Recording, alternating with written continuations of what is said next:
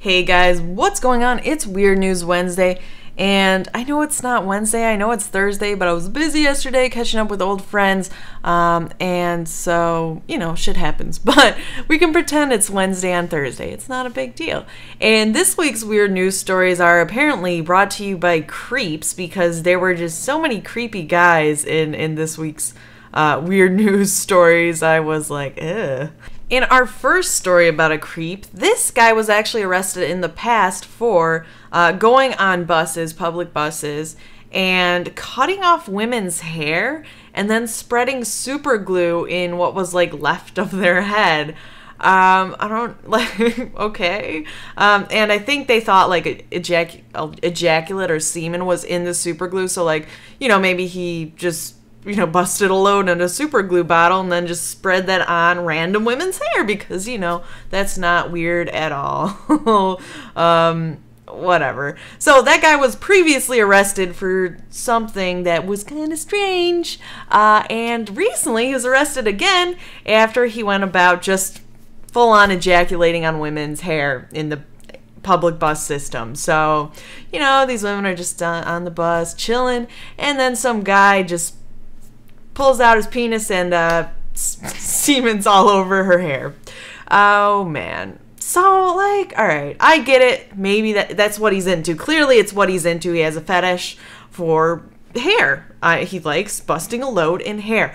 That's fine, buddy, but you gotta find a girlfriend or someone who's gonna consent that that's okay. You can't just go up to random bitches and ejaculate on their hair. It's not socially acceptable. It's pretty disgusting. So yeah, this story was pretty disturbing. But then again, I've just in Chicago using the L, I've seen some pretty disturbing things on there. There'll be like guys like just with their hand on the outside of their pants, like rubbing their penis. It's pretty disturbing. So you definitely see some interesting things on public transportation. Yeah. Ugh.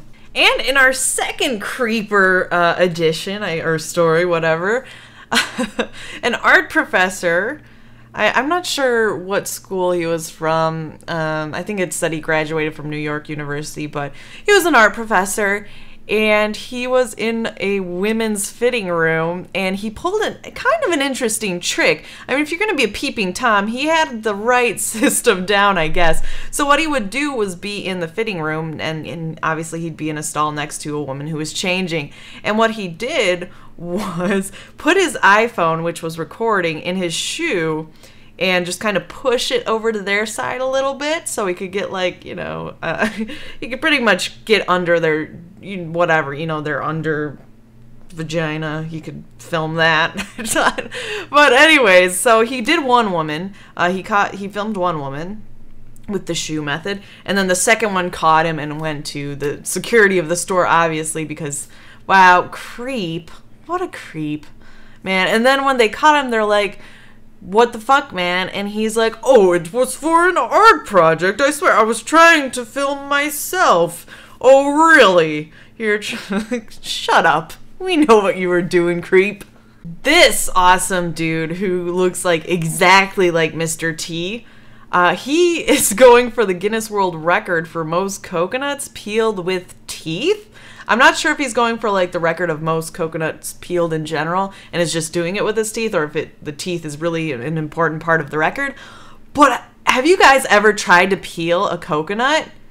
That's a feat. That's quite a feat. And especially with your teeth. That's just impressive. I am 100% impressed. At a Tennessee high school, there was the senior prank. So if you haven't been I don't know if you're not in high school yet. A lot of my audience are in high school or older, but for those of you youngins, I know there's some of you are too young for high school yet, but it's normal for there to be like a senior prank. The senior class pulls a prank. So one of the pranks at this Tennessee high school was hanging in the trees a dead raccoon. So, and then spray painting like with red, like a bloody, like weird thing. That's a little creepy, guys. That's not a funny prank. That's just fucking weird. That's very weird.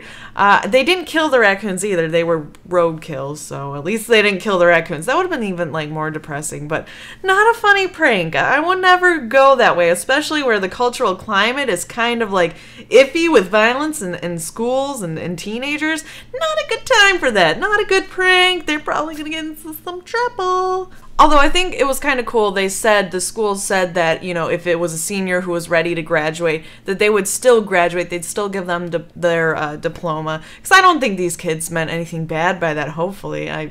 Who knows? It takes, I don't know, I would never string a raccoon up by its neck and, like, hang it on a school tree, but maybe that's like a teenage boy thing. I've never been a teenage boy. Maybe you guys are like that. Let me know for my teenage boys who are listening. Would you do that? Or even the older guys. Like, would you do that?